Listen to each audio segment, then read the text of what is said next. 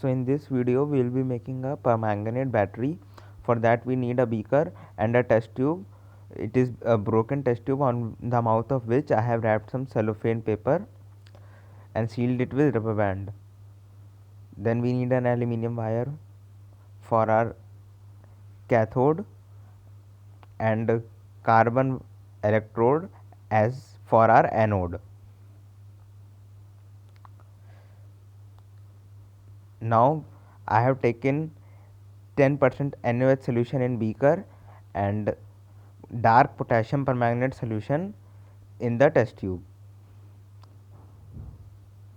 After placing the aluminium wire in the NaOH solution, you can see that it is reacting with NaOH to produce hydrogen gas. Now we place our test tube inside the NaOH solution and then place our carbon electrode inside the test tube. The carbon one is our positive electrode and aluminium wire is our negative electrode. Let's check the voltage. You see I have connected the black one to the positive and red one to the negative, that's why it is giving reading in minus. So on changing the polarity, it gives us 2.6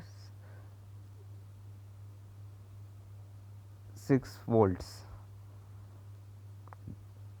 This voltage. Now let's check the current. I have set the range to 20 milliamps.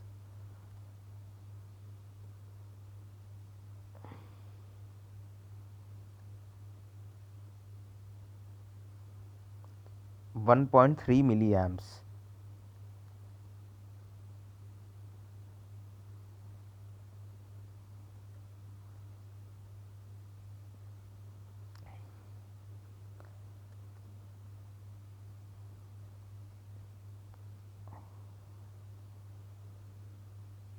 And see it can light an LED light bulb.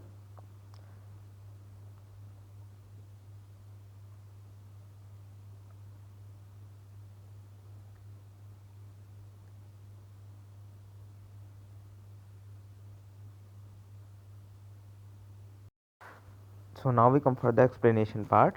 Now on the left hand side we have NaOH solution and on the right hand side we have a potassium permanganate solution which I have acidified with sulfuric acid. I actually forgot to mention that the potassium permanganate solution was acidified with dilute sulfuric acid.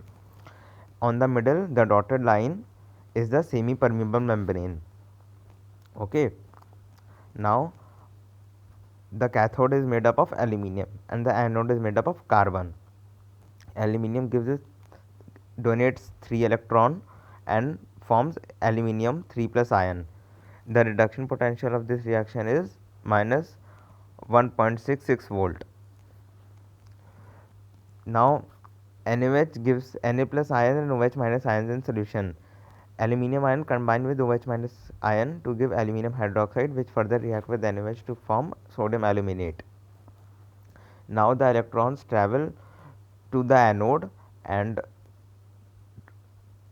it donates 5 electrons to permanganate ions in presence of 8 H plus ions to give manganese ions, as you can see in the reaction, and the standard electrode potential for this reaction is plus 1.51 volt. Now the E naught of the cell is given by E naught of R minus E naught of L. R is right hand side and L is left hand side. On calculation we get 3.17 volt. This is the theoretical EMF of our cell, but the experimental EMF came to be 2.6 volts. So I don't know why it happened. Maybe that some due to variation in concentration this is possible, but let me know in the comment section below